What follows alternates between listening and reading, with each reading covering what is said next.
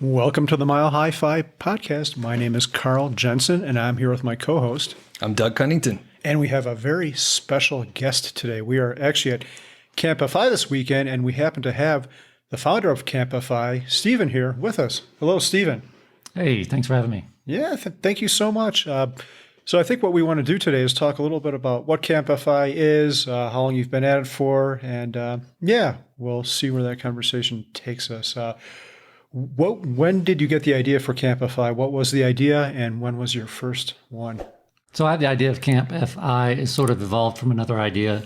I attended a Camp Mustache up in Seattle in 2016, and basically that is a retreat put together by people who are fans of the Mr. Money Mustache blog, and I was one of those. And so I went there, checked it out, had a great time, and I thought, man, this is such a good experience. We need to have more available for people throughout the country to be able to have this experience. At the time, it was just one camp. I think it was 50 people once a year. So I just felt like here I am, this guy in Georgia, down in the Southeast, having to go to the top left corner of the country to get this type of experience.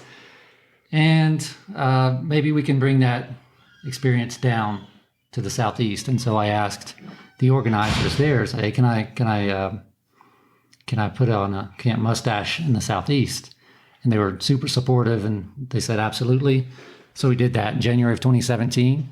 I put on Camp Mustache Southeast. We had 38 awesome people show up. I had no idea what I was doing at the time. I have an accounting background. I had never organized a event like that.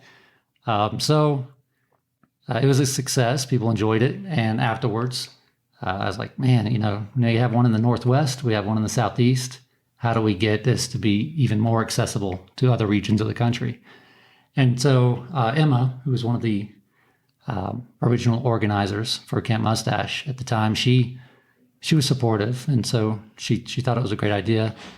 But it's quite an undertaking. And so when we floated the idea to kind of spread Camp Mustaches throughout the country, they really didn't feel like they wanted to take that on. And so a few months later, I just changed the name and took it on myself and made it Camp FI. So really, it's not just focused, now it's not focused on for people who are just followers of the Mr. Money Mustache blog. It could be anyone on their path to financial independence. And so I just kind of took it on and myself, and now we have camps in Florida, Virginia, Colorado here in Colorado Springs, Texas, Midwest, and California. So I'm trying to, I think the Northwest and the Northeast are the two regions that we have not expanded to yet. Okay. Was that 2017 one? Was that the one I was at? I think the first one I ever went to was one in Florida. It was either 2017 or 2018. I don't remember. I think I was at one of the first ones. Was it? Did you have it for 2 weeks at that time? Was it in 2 weeks? No, the one you went to first was 2018. Okay. Yeah, and we did have 2 weekends down in Florida that weekend. Okay, cool. And what was your original? The format hasn't changed much. Can you tell the listeners what the format of Camp FI is? Because whenever I hear people talking about it, or often when I hear people talking about it on Facebook or whatever, it seems like people have the wrong idea. I always hear people. So there's two things I hear. People say it's just for bloggers. I'm just a reader. Can I come to this? Or is it just for people who create content?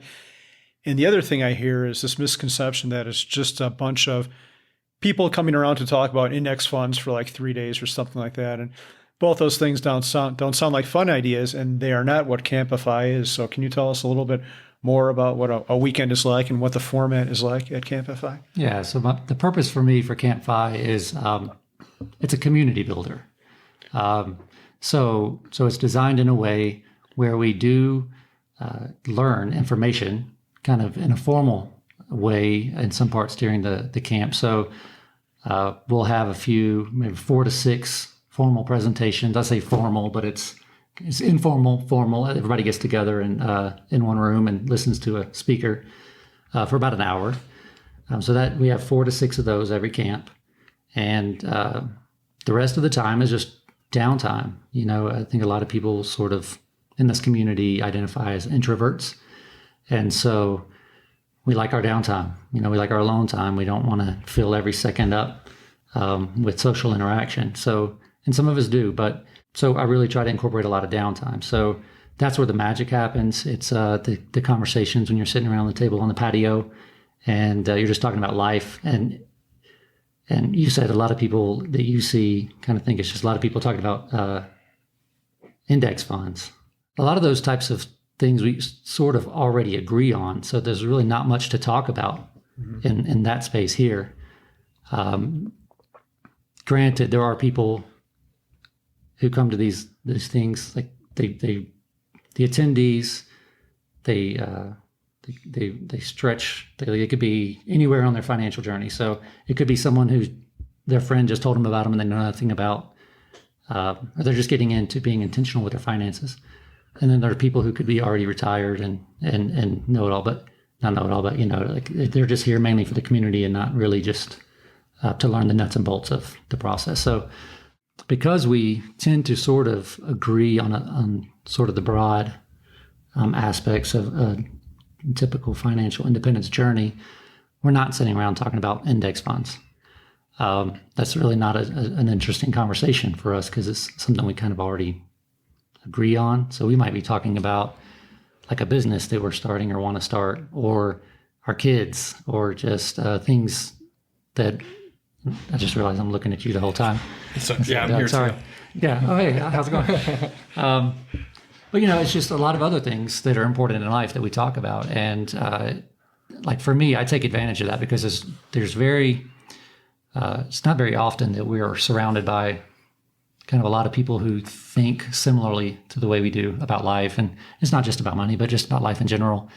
And, if you have a crazy idea, this is the group to share it with because you're going to get 65 positive responses, like how you can do it. You're not going to get 65 negative responses of reasons why you can't do it or why it's a bad idea. So it's just the mindset of this community is completely different than your typical like general probably surroundings in everyday life. So if you want to unplug from sort of everyday life for a nice retreat, 3 days, usually it's it's always been from a Friday to a Monday. Saturday and Sunday are kind of the meat of the event, and enjoy some downtime in usually a beautiful natural setting with some cool people. And then maybe this could be a good experience for you. Yeah, a couple thoughts I have on what you said, and you can comment on this or not. But let's see, there are two things I want to say, and they have left my mind. They will come back in a second. Oh, okay, I know what I was going to say. Sorry.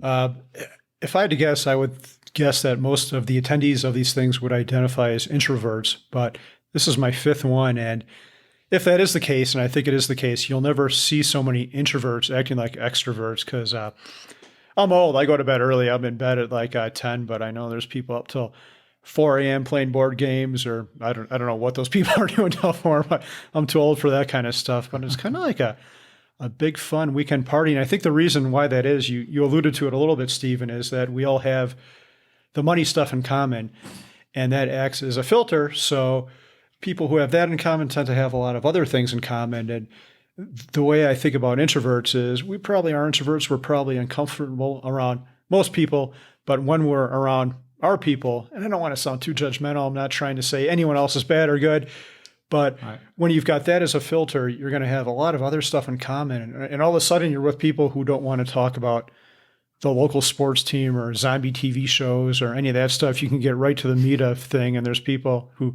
within 2 minutes of it are like, yeah, my net worth is this, and I want to go to Ecuador, and blah, blah, blah. Oh yeah, really? I want to go there too. Let's talk about that. And you see these conversations that normally it might take people, I don't know, a long time to get to. And within minutes, they're getting down to business and everyone's all smiles and talking about where they're going to next, or they're showing their camper van that they built out. And yeah, these have been great weekends. This is my fifth one, and I hope I get to go to many more. And this is my first one, and it's been really awesome. Carl let me know that it was going on. And one thing, I never went to summer camp. So did you guys go to summer camp as kids? I did. I never did. Okay. Yeah, we didn't do it in Georgia for some reason, I guess. So never went to summer camp, but it has that vibe. So you go and you check in and you don't know who you're going to room with, but well, I rode down with someone and then we changed the assignment. So I ended up staying with someone I know, which I guess, is that common? That people change it on the fly? Yeah. No. Okay. So You're an anyway, exception. Though. we did that, which was fine. We're old guys, so it was good. We went to bed early and everything, and we have our earplugs and everything was good. We snore, so it was fine. But it's been amazing, and I am introverted as well, and it is more comfortable. Although I have to say, typically in the mornings, I spend a couple hours waking up before I have to talk to anyone. So it was different. It only took about a day to adjust, but it was awesome having coffee, just talking about life, like you said, on the patio with 8 to 10 people as folks filtered in. So it's been amazing. Now I'm curious. It sounded like you had not done any event planning before. I know there's lots of nuts and bolts and 36 people are relying on you for that first one. So as time has gone on, what refinements have you made? How did you adjust from, the first one to whatever you're on now, like 30 or something like that? So yeah, what changes have you made to make it better?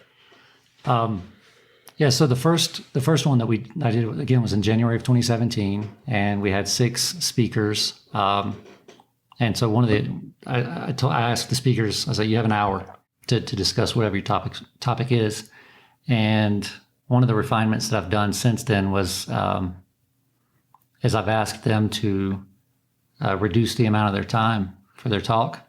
So from an hour, just a vague instruction of, hey, you have an hour, let's fill it however you want to do it, to kind of ask them if they would do an uninterrupted 20-minute talk and then follow it with, the 40 minutes of Q&A. And that seems to have worked better. People can kind of maintain their attention a little bit longer. It's harder to maintain your attention for very long, even as adults. And so I think that helped. And also for like video, if we're gonna record the talk, it's a lot less editing if we ever get around to editing. I have so much raw material for all these talks and everything that we've recorded over the years. I just don't know how to edit. So they'll probably never see the light of day, but like in a perfect world, I would edit these things and put them out on a YouTube channel or something. But so that was one of the reasons. Another reason is the attention span of the attendee or the participant watching, and then the ease, kind of an easier editing process if and when we get to that. So I say, try to focus on a pretty much uninterrupted 20 minutes. And then we can shut the cameras off and we can get personal with Q&A. So that's one of the things. Another thing that we've done is at a CampFi in Joshua Tree, I think it's the first one we did in 2018. One of the campers wanted to start doing breakout sessions. And so something for me is I really like the downtime. So originally we were doing 6 1-hour slots, 3 1-hour slots on Saturday and 3 1-hour slots on Sunday. And then when we started incorporating the breakout sessions, it felt a little full. So we were doing those 3 on each day plus 2 breakout sessions. And so it kind of reduced a little bit of what I consider the downtime, which to me is like I said earlier, that's where the magic happens. So the breakout sessions were great. They got a lot out of it and got a lot of good feedback from that. And again, that's just the attendees wanted to do it. They had the time. They put it together. They got a lot of good out of it. So now I didn't want to take those away. So earlier, whenever I was talking about, we have 4 to 6 speakers now. We started out with 6, but now we have 4 plus the breakout sessions. So we still kind of have a little bit more free time to just kind of hang out and go rest, take a nap, or take a walk, or whatever you want to do. So those are two refinements.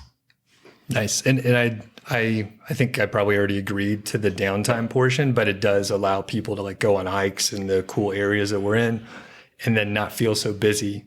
Like another conference, it's filled 8 hours of like lectures basically where you can't really talk to anyone. I mean, I don't want to sit and listen to someone talk for that long. And Carl's going later, so I'll have to sit through that. Luckily, it's just 20 minutes of meat, and then we get to ask real questions. Sorry, I'm just picking on you. It's fine. I should have paid more attention to Stephen because as you were saying that, this feeling of horror came up in my stomach because I know, so Mr. Waffles on Wednesday, Mr. Wow spoke yesterday, and he had 20 slides, and I counted mine this morning, and I have 120. So Wow. I have to, yeah, so I've got about 10 seconds per slide, if I'm doing that math correct in my head. If I'm going to make it worth, go for 20 minutes, or I'll just have to talk very quickly. I just clap every 10 seconds and like, keep you on pace. Yeah. So I apologize in advance, Stephen. No, it's all good. I'm sure you're going to be the exception. We're going to be super tuned in for the entire hour. I'll be the exception in one way or another. I don't. So how many camps have you done so far? I think this is my 23rd camp. Okay. And let's talk about some success stories. So we talk about the people that we've met. Carl had mentioned, he's made like lifelong friends through some of these just weekend events, which is pretty amazing. So can you share some stories of people that came to camp and maybe they've done something later or they were just interesting?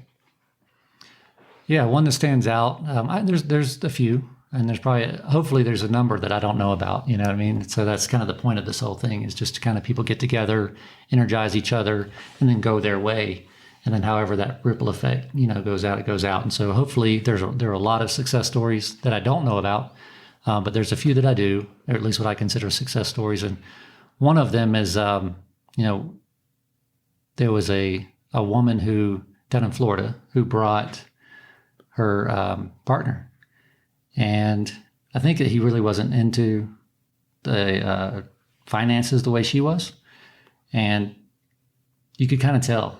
Like she was super into it, and every now and then you'll see you've probably read blogs or heard podcasts where there's typically one spouse or one partner is more into it than the other, and there's this little conversation of how do you get them on board and all that. So this is kind of that in real life. So she brought her partner. He didn't seem too into it. We did the introductions Friday night. I mean, he did fine on there, and then. But as like socializing and hanging out was happening, you could tell that he didn't seem as into it. Like he wasn't unpleasant or anything. Like he was fine. He just wasn't as into it as other people. But as the weekend progressed, like he got a little more, he participated in a little more things and his mood changed a little bit. And so to me, that was great. And then it was a few months later, I saw her at FinCon, and she came up to me and she said, before that weekend, they had dated, I guess, been together for maybe a number of years. And a concern of hers was that they were not really on the same page financially. And after that weekend, they kind of got closer in that area of their, relationship, and they were engaged. And so I think before that camp, like she was kind of nervous maybe about moving forward with the relationship. But afterwards, like they got a little closer in that area, and that reduced that hesitancy. And so then they went on, and I believe they're married now. So to me, that was great. Like I almost shed a tear as she was telling me about it. And it's like, it's good to see that kind of thing. It matters to people, and money's important. What I guess you read or you've learned, and probably many of your listeners have learned that, a lot of relationship issues might stem from money. And so if you can be on the same page, then that's a great part of your foundation for your relationship. So that to me was a wonderful success story. Yeah. That's awesome. I didn't know where it was going to go. I thought it was going to break up the relationship, and then she met someone else who was better at the camp. But I mean, both of those would have been great, but I'm glad it turned out fine for her with her partner at the time. That's great. Yeah. No, I don't know if I don't have any marriage stories yet from camp where people have met. Not yet. No. Are there many hookups, would you say? Is this a good singles scene?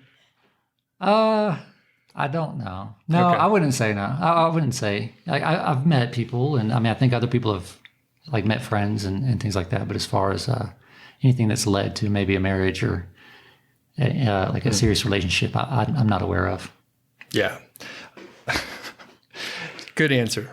Good straight answer. I was going to say people are discreet around here, but I think it's an older group. Is this sort of an older crowd? Because I'm 42. I think a lot of us are in like our 40s ish. Yeah. There seems to be a lot of like couples, and at this particular one compared to some others, there typically are a lot of like single, like not single, but like one half of a couple will come. They're like, my spouse just isn't into this. I'm just going to come and hang out, and that's cool. But no, I haven't noticed that this particular group here is any older than or younger than any of the other groups. But it's a good group.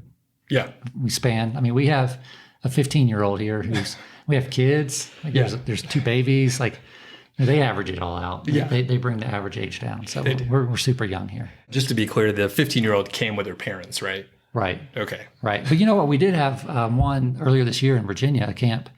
A guy in high school came without his parents. He just, I don't know where he heard about it or anything, but he called me up and he's like, or he started texting me out of the blue, asked me about it. I was like, yeah, this is what it is, and come on out. And then I saw a ticket got purchased, and I texted him back. I was like, is this you? Because I didn't even know the guy's name, but it was the timing. I thought it might be him. It's like, yeah, it's me. I was like, okay, cool. And then he called me, and he's like, yeah, I'm in high school. I'm just trying to, make sure I start out on the right foot and I don't make any mistakes. And I want to learn from all the people who have made all the mistakes. And so he's like really early on in his journey, obviously. And to me, I was like, I got off the phone. I was telling my kids, I was like, kids, there's like another kid almost your age who is into this. And then it's cool. So I was trying to get some credibility with my kids. But, I don't think it worked. Very good. Any other success stories come to mind? Yeah. I guess I can say her name because she's been interviewed on the Choose 5 podcast and maybe some others. But Christine is a young woman named Christine who was from Nashville, who came to one in Florida. I don't know if that was one that you went to, Carl. But, again, I say the little side conversations and, the talks around the campfire when we were able to have them. And, that's where the magic happens. Apparently, and I didn't know this until well after the fact either, but someone else there gave her some advice on to start a business. And so she's there in Nashville now. The pandemic obviously hurt a lot of businesses downtown in Nashville, but she does a food tour business now, and I think it's ranked in like the top 5 or 10 in Nashville. And I've heard her credit the advice that she got from someone at CampFI, and to me that's really cool too. It's just, and again, I hope that happens like that, because again, that's the whole point. Is where we kind of get in our routines at home, and we have these dreams or we have these ideas that we want to take a chance on, but we just don't do it for whatever reason. Maybe it's because we don't have someone in our ear saying, "Hey, it's possible," or "You can do it," or whatever. But what I got from my first event like this, the Camp Mustache that I went to, was this idea that so many things are possible. And you can take a risk, and it's okay. And it's nice to see other people who come to these camps are getting that same type of experience, and they're going out there and they're taking risks and they're turning into great experiences and increasing the quality of life for people. Do you have a question? Yeah, I think you alluded to this a little bit, but if I were to summarize a Camp FI in one word, I would say that word would be community. It's probably the most underappreciated, but the most important aspect of the whole fire journey, because what we do, what we buy, how we act is defined by who we surround ourselves with. So the house we buy, the people who we choose to spend our time with, what we do on weekends, all that's determined by our friends. And that's what these Camp FIs really build. They build a community. I was talking to people at lunch today who are my neighbors. These people live within 10 miles of me, and I've never talked to them again, or I've never talked to them before. These awesome people are right close to me, but now they'll be friends. I already invited them over for dinner, and my life is going to be better for it. There's not one of these. I always make the joke, you'll have conference friends, if maybe a work conference. Oh yeah, we'll keep in touch. And then you never do. That's the last time you ever have any communication with those folks. But there's people at every Camp FI that I've ever been to that I continue to talk to. And when I go to their neck of the woods, I meet up with them and maybe even stay at their house. And likewise, the same thing happens. So yeah, I can't what's the word I'm looking for? I can't stress the importance of the community enough. And that's what Camp FI is about for me. So there are the speakers, but the important part is the downtime and the conversations you have at lunch or at 2 a.m, whenever you're doing what those people are doing. Well, I'm asleep. All right. Yeah. Thanks for saying that. Yeah. It's good to see that, that's you're getting community out of it too. Cause again, that's the purpose. We can we can go to these blogs and we can Google and we can Wikipedia and we can do all these other things, but those are, to get the information of how to go, get there from where we're at, and whatever next step, and analyze our plans and all that. But there really is just no substitute for just person to person interaction. Mm-hmm. Are there any things that are surprising as a result of running these? And it could be, personal or like on a grander scale, just anything where you just weren't expecting that result or impact to your life? Oh, to my life. Or in general, Yeah. if you can't think of any for yourself personally. Like unexpected things that have come from this. Let's see. Have you had any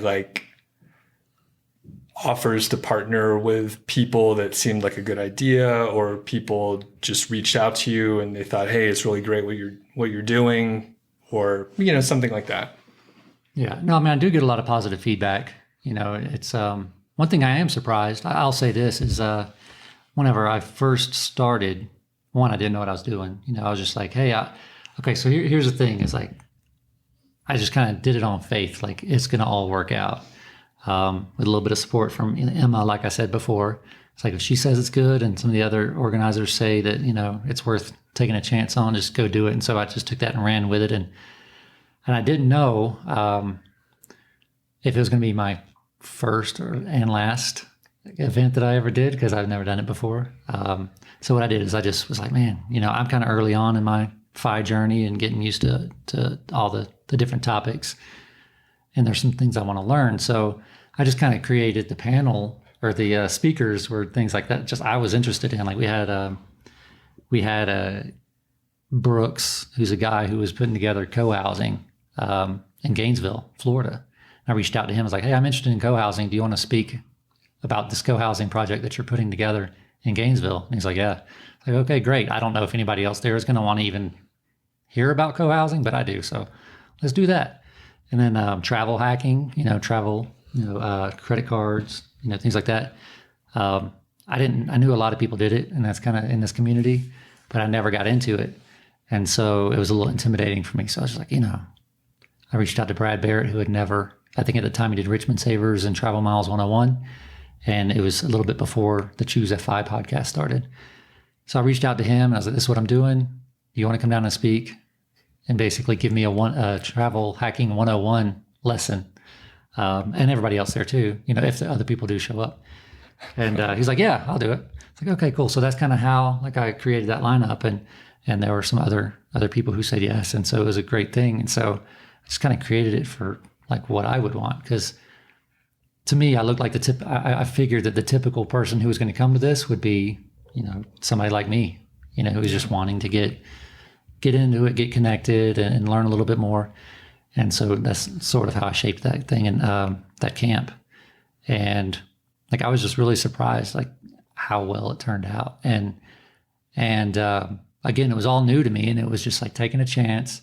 And I remember, and this is a personal thing. I remember that I was so nervous the whole time while people were showing up, and I memorized the name list because I wanted to make sure I knew everyone's names, and trying to help them take their bags to their rooms and everything. And again, it's all new experience for me. I don't have hospitality experience or anything like that. So I was super nervous. Didn't know how anybody was gonna take the experience.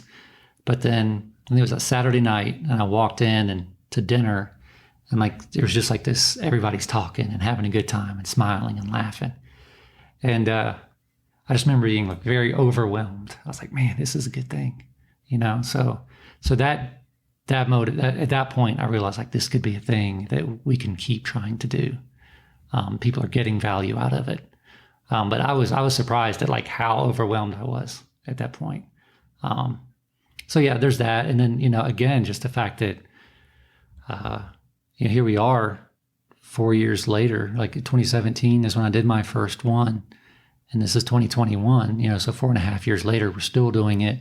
Started out with 38. We've had camps up to 70 people. I think probably over the last 4.5 years, we've had 1,200 people attend these camps. I haven't gone back and looked at, people who have come more than once or anything like that and done that. But, at least 1,200 spots, and that's amazing to me. And it's weird that I get to be that guy, that was able to kind of do my little part to contribute to the FI community and sort of helping strengthen and make it grow kind of like in real life for people. So, I'm not a blogger, I'm not a podcaster.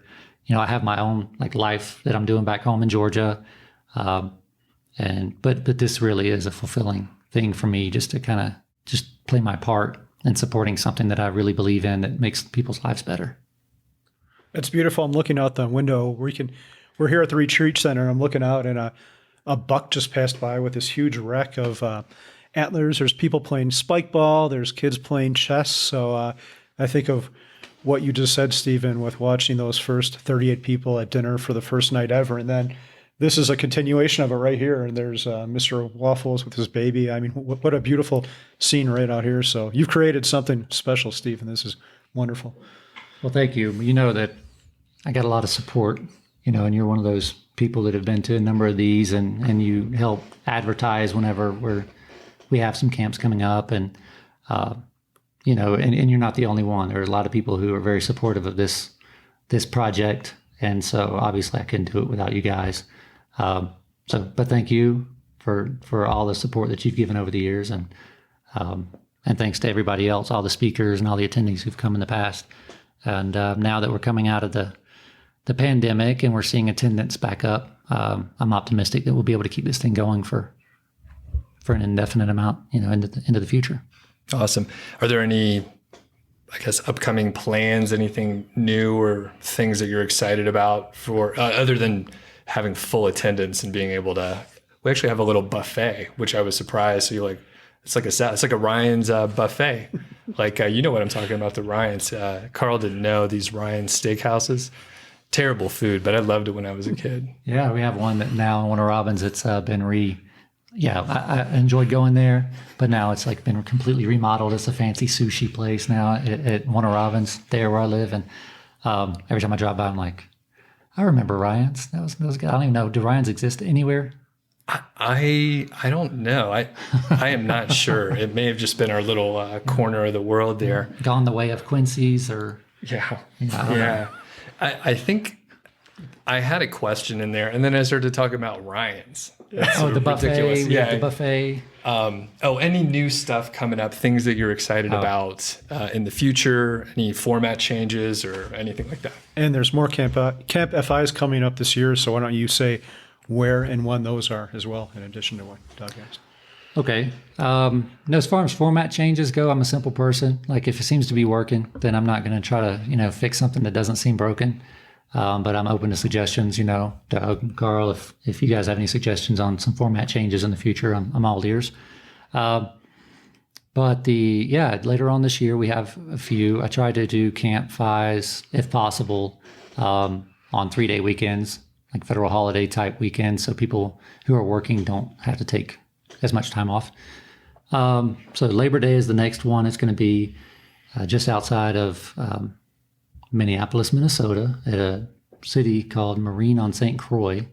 It's Labor Day weekend. I think it's September 3rd. And we have 3 more left for this year. We have the Labor Day weekend. That's CampFi Midwest in Minnesota. We have CampFi Texas, which is October 22nd, and a little place between San Antonio and Austin. And that one, we're actually going to have limited attendance due to lodging availability at the retreat center. It's going to be a beautiful place, but we only have 40 spots available for that one. And then I think we're pretty much sold out for the Joshua Tree one in California. That's CampFi Southwest, and that's kind of a cool spot. You know what I mean? Like, I've never been. I'm just a guy from Georgia who didn't travel much when I was younger. I was in the Navy and the Air Force, and so I got to see some other places, but I'd never been out in the desert. And the first camp that we did out there, I tell you what, man, if you go out there at night and look up at the sky, the stars, it's just, it's beautiful. And you've been to that one, right? I have not. You have not? I want to. Wow. It's a CampFI bucket list item for me. Yeah. Yeah. So to me, it's like, the community, the talks are good. All that, stuff's great for the camp, but you just go out there and look up at the stars, man. It's beautiful. So something I had never seen before. So That was really, really neat. But yeah, so we have those 3 camps, and we still have spots available for the CampFi Midwest and the CampFi in Texas. So you can go to campfi.org and see what the upcoming schedule is and get links to the registration pages there.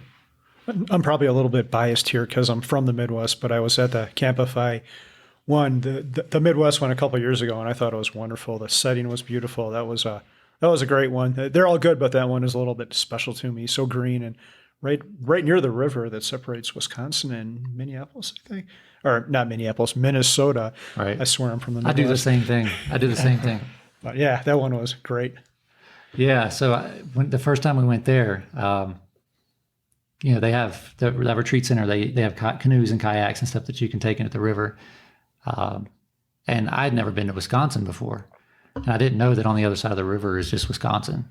So I just went and got in the boat, went over there, jumped out, touched the ground. I was like, okay, I've been to Wisconsin. I came back. So, I can add that state to the number of states that I've been to. Do you know my underwear story from Camp FI Midwest? Oh, yeah, I was there. But I'll let you tell it. Yeah, I'll tell it really quickly. This isn't indicative of the things that normally go on at a Camp FI, but there was a swimming hole, and I had to give my talk, and a bunch of people were in there. So I went over there, not with the intention of swimming, but then it looked so good. I'm like, yeah, I really want to go for a swim. This will help calm me down before my talk. But I just had shorts on and my underwear. I'm like, I don't want to get my underwear wet. It might have been my last pair. I didn't have enough, so I discreetly found a tree and took them off and just wore my shorts. No skinny dipping. No one needs to see that. So then somewhere along the way, I didn't realize it, but I had left my underwear there in the woods, and another attendee comes back with a stick. She knew what I would do. I think she knew what I had done. She's like, yeah, I think these belong to you. And there's my underwear hanging there on a stick. But good times. It's a clean event. Yeah, it is. Don't think otherwise. Yeah, it's family friendly. I don't really do any niche Camp FIs. People are like, hey, you could do this kind of Camp FI or, focus on a certain area. But to me, I try to maintain all inclusive, everybody. Everybody's welcome. So I heard the Camp FI nudist camp. That's a rumor. That's not true. No truth to it. Oh, wow. I haven't heard that. Yeah, it is a rumor. I'd be interested to learn more about that, I guess. Yeah. Naked finance. I'm just kidding. I just made that up right now. Stephen is no way responsible or had that idea that I know of. We'll have to rebrand like he did. Yeah, maybe this is a niche side project for you, Doug. There you go. We'll look into it. Yeah, we'll have to think about this a little bit harder. All right. And any other questions, Carl? That's it for me. I just want to thank you, Stephen, for doing this all these weekends. Like I said, this is my 5th one, and they've all been spectacular. I'm so happy to have been able to be a part of them. So thank you, Stephen. Yeah, thank you. Thank you. And we'll put links for everything so people could just go to the website and get more information for any of the upcoming events, right? Yep. Okay. Perfect. Well, thanks so much. Thank you. Thank you, Stephen.